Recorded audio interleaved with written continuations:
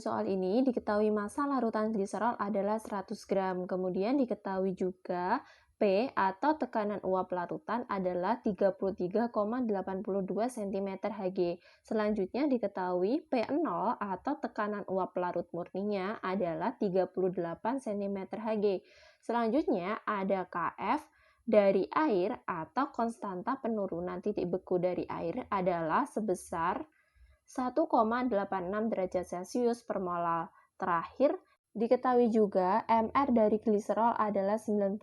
Yang ditanyakan adalah berapakah titik beku dari larutan gliserol. Sehingga bisa mulai kita proses. Dengan langkah pertama adalah menentukan penurunan tekanan uap atau dilambangkan dengan delta P. Yang mana rumusnya adalah P0 min P. Nah, kalau kita masukkan nilainya menjadi 38 cm Hg dikurangi 33,82 cm Hg.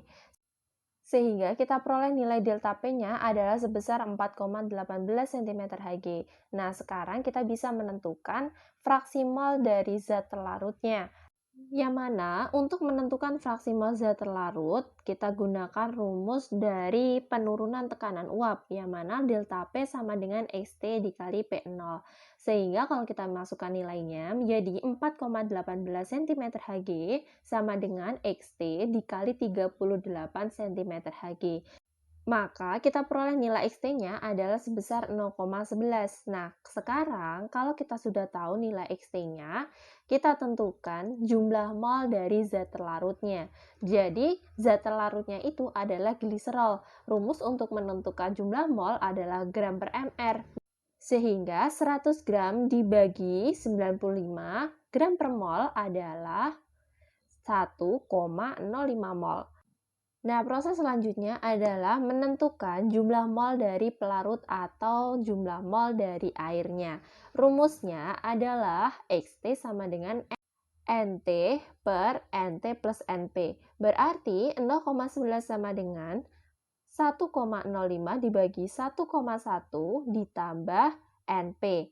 Nah, berarti kalau kita hitung menjadi 0,121 ditambah 0,11 NP sama dengan 1,05. Nah, 0,11 NP sama dengan 1,05 dikurangi 0,121, yang mana kita dapat peroleh nilai NP-nya adalah 8,445. Nah, setelah kita menentukan nilai NP-nya, kita bisa menentukan massa dari pelarutnya atau massa dari air, yang mana menggunakan rumus NP sama dengan gram per larut dibagi MR dari pelarutnya.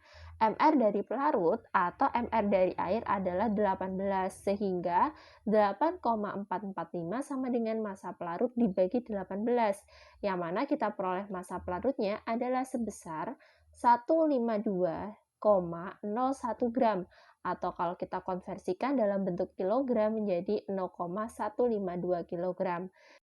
Nah, lanjut kita tentukan molalitasnya, di mana molalitas itu rumusnya adalah mol terlarut dibagi kilogram per larut. Nah, mol terlarutnya adalah 1,05 mol dibagi kilogram pelarutnya adalah 0,152 kg. Nah, di mana kita bisa memperoleh nilai molalitasnya adalah 6,907 molal. Lanjut ke proses selanjutnya adalah menentukan nilai delta TF-nya. Rumus untuk menentukan nilai delta TF adalah molalitas dikali Kf dari air. Molalitasnya adalah 6,907 molal dikali Kf air adalah 1,86 derajat Celcius per molal. Yang mana didapatkan nilai delta TF-nya adalah 12,9 derajat Celcius. Terakhir, kita bisa menentukan nilai TF-nya, di mana rumus untuk menentukan nilai TF adalah delta TF 0 dikurangi delta TF. Sehingga 0 derajat Celcius dikurangi 12,9 derajat Celcius adalah negatif 12,9 derajat Celcius.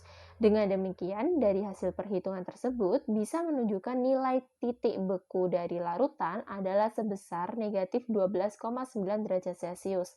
Jawaban tersebut pada pilihan ganda ditujukan pada pilihan ganda A.